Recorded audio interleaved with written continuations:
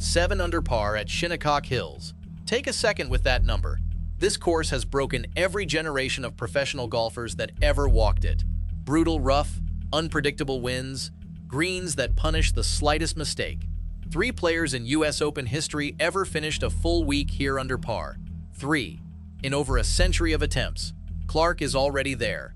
2 rounds still to play, 4 shots clear of the field. Historic numbers on the most unforgiving venue in American golf. By every measure, this should be the comeback story of the year. A player who hit rock bottom 12 months ago, now standing alone at the top of a US Open leaderboard. But pull up social media right now. Read the comments. Watch what the golf world is actually saying. It isn't what you'd expect. Millions of golf fans aren't celebrating. The USGA woke up Saturday with a problem that goes far beyond the weather forecast. And one word keeps appearing everywhere Clark's name is mentioned this week. In articles, in comment sections, in conversations happening inside the ropes.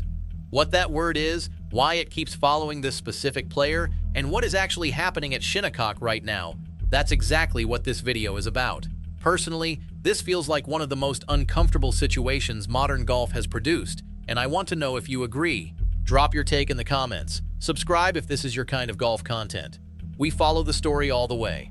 Let's start with the building itself, because Shinnecock Hills doesn't just have a reputation.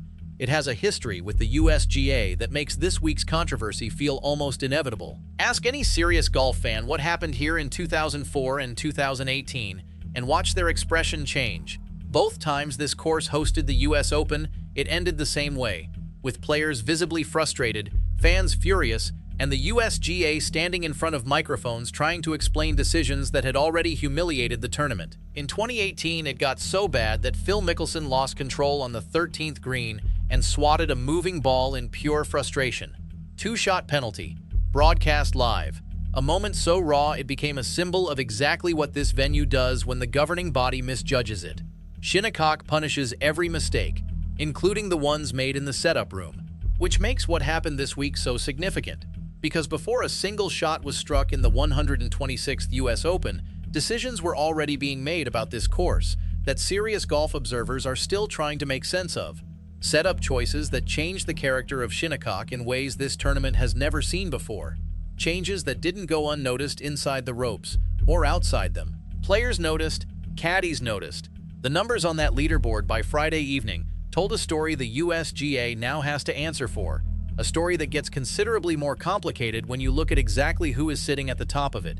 That complication has a name, and it comes with a history most people assumed was behind him. Because it isn't just that Clark is leading, it's the size of the lead.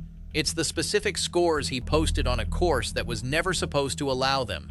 A 64 on Thursday, a 69 on Friday, back-to-back rounds in the 60s at Shinnecock Hills in a US Open, something Clark himself hadn't done since he won this exact title in 2023.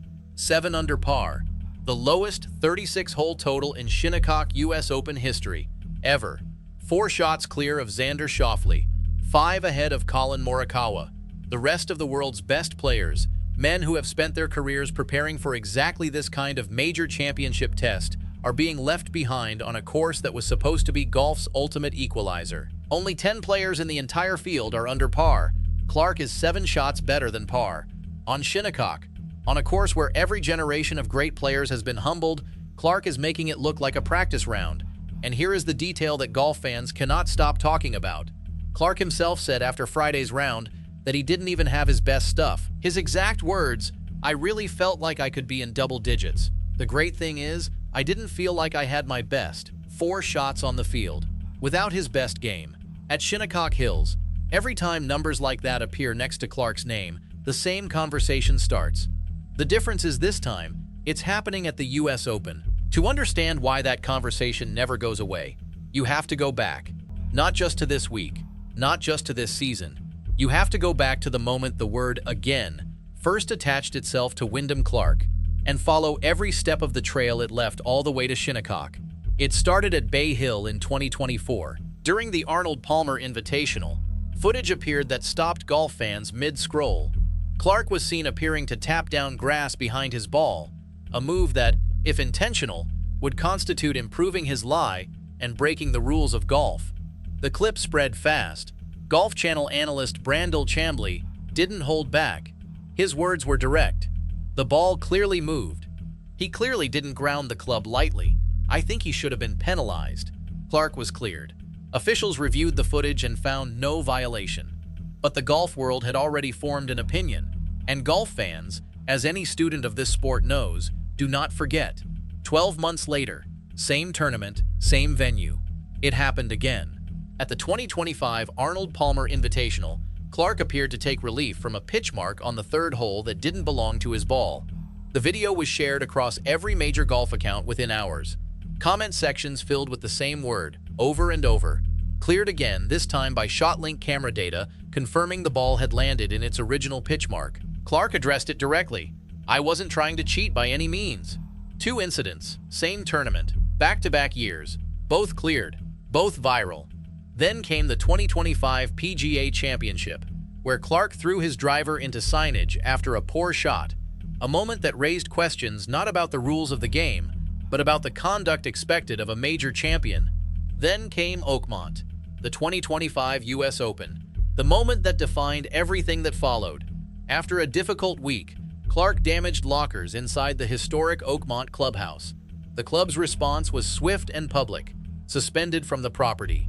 Reinstatement required payment for damages, a charitable contribution, and completion of anger management sessions. One USGA official was privately reported to have said they would consider banning him from the following year's Open entirely. He wasn't banned, he came back, and now he's leading. Golf Digest captured exactly why this history refuses to stay buried. Golf's relationship with rules is less legal than liturgical. Fans don't require a verdict to form an opinion. They require proximity, and Clark keeps showing up in the wrong room. Cleared every single time. And yet the pattern, 4 separate incidents across 2 years, each one adding another layer, has built something that official rulings alone cannot undo. Reputation isn't decided in a rules hearing. It's decided in the court of public opinion, and that court delivered its verdict long before this week. The question was never whether he'd be cleared again. The question is what it means when the same player keeps needing to be. Which brings everything back to Shinnecock, because this isn't just a story about a leaderboard. Clark isn't leading just any tournament. He's leading the US Open, the very championship he won in 2023 before everything fell apart. He's leading it 1 year after being banned from the previous US Open venue, and he's carrying every single piece of that history into the final 2 rounds. Now add the layer that has the USGA on the defensive. Going into tournament week, facing wind forecasts that never materialized, officials made a series of setup decisions that produced the softest, most playable version of Shinnecock Hills a US Open has ever seen. Green speeds dropped to the mid-10s on the stimp meter, the first time a US Open has played slower than 11 since 1995. Between the morning and afternoon waves on Thursday and Friday, USGA officials syringed the greens directly, misting water onto surfaces to keep them slow and receptive. The dangerous winds they prepared for never came. The greens they softened stayed soft, and afternoon players found conditions so forgiving that Shinnecock, for 2 days, stopped being Shinnecock. By Friday evening, the USGA knew it had a problem. A late-night text went to every player who made the cut. Conditions would be firmer and faster for Saturday and Sunday. Green speeds targeting 11.0. The real Shinnecock was coming. But 2 rounds had already been played. A leaderboard had already been shaped. Clark himself acknowledged the weight of everything he's carrying this week. "I've gotten a lot of grief, rightfully so," he said. "I'm hoping to win back fans." That is a remarkable sentence from a man leading the US Open by 4 shots.